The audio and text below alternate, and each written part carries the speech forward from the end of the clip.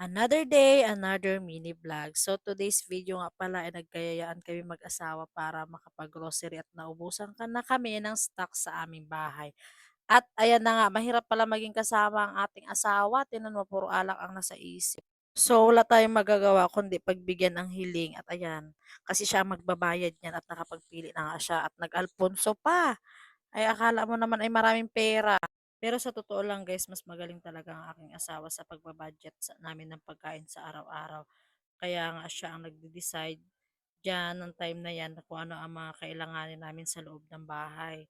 At ayan na nga, nakapagpili na rin kami diyan ng mga grocery ni Sia para may pambaon sa school. At at ayan na nga, habang pumipili siya, ay ako lamang ang tagapag-video. Alam niyo ba, sa totoo lang, mas gusto ko talaga na si asawa ang lahat nagbabudget kasi magaling talaga siya mag-budget lalo na pagdating sa mga pagkain namin sa araw-araw. Tsaka magaling siya humawak ng pera. Kumbaga, siya ang nagbabudget pero ako naman talaga ang tagapaghawak ng pera. Kaya ayan na nga, namimili na kami dyan ng mga kailangan ni Sia. Tapos yung iba naman ay namimili na rin siya ng mga kailanganin namin sa loob ng bahay. Habang namimili nga kami diyan ay nagkukuwentuhan kami. Alam mo ba kasi naman talaga yun ang mga kaligayahan natin mga babae, yung makumpleto yung mga kailangan natin sa loob ng bahay, 'di ba? Yung gino-grocery nga po pala namin diyan is pang 2 weeks naming stock sa loob ng bahay para hindi na kami bumili sa labas at nahihirapan din kami 'pag araw-araw ay bumibili sa labas kasi gano'n din. Kumbaga 'pag may stocks ka na sa loob ng bahay at naba-budget mo talaga yung pang-araw-araw niyo. At ayan na nga, namili na nga kami diyan ng conditioner at mga powder, shampoo. At ayan na nga, habang nag-iikot diyan si asawa ay iniisip pa namin kung ano pa ang mga kulang sa bahay kasi marami pa naman kaming stocks, kumbaga dinadagdagan lang namin.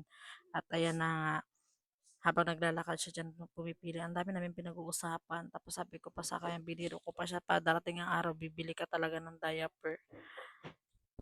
Kasi siyempre 'di ba, excited na rin kami magkaroon ng baby at sana magkaroon na nga talaga kami this year ng baby. At ayan na nga, nandiyan na nga siya sa counter para makapagbayad na. At ayun naman, ayos okay naman at na-budget nga namin na maayos ang aming namili at halagang ₱3,000 as in sakto po talaga sa 3,000 ang aming napamili diyan. Kasama na yung bigas. Ang bigas po namin is 25 kilos na good for 1 month na namin. Alam niyo ba guys, sobrang sarap sa pakiramdam 'no, kapag may asawa ka na very supportive sa mga bagay na gusto mo, 'di ba?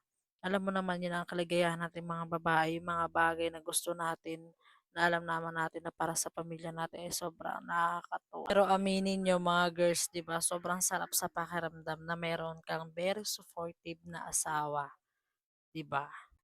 At after nga namin mag-grocery ay pumunta na nga kami ni asawa sa aming ka-church na si Sis Buding Bianya kasi meron siyang talipapa.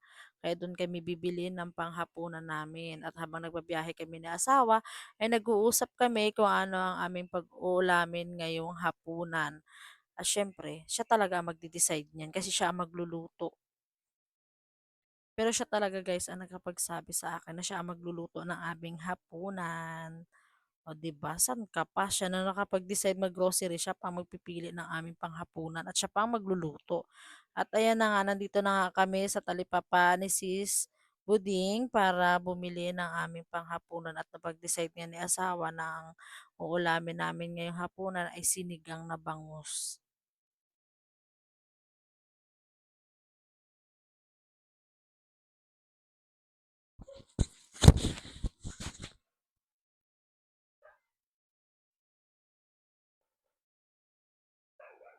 Habang namimili nga diyan sa asawa, may nakita akong napakagandang walis tambo. Nakita niyo naman guys, tingnan niyo ang ganda ng walis tambo. Parang ayaw mo nang gamitin magwalis. Parang display mo na lang. At ayan na nga, naghanap na si asawa diyan ng bunga ng sampalok na gagamitin niyang pang-asim sa aming isdang sinigang. 'Di ba? Tingnan niyo, pogi ng asawa ko. Ang galing. Ang galing mag-budget.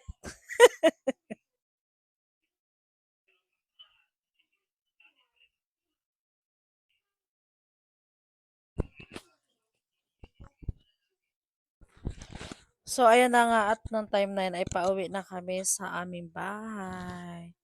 Yun lang for today's video. Thank you for watching.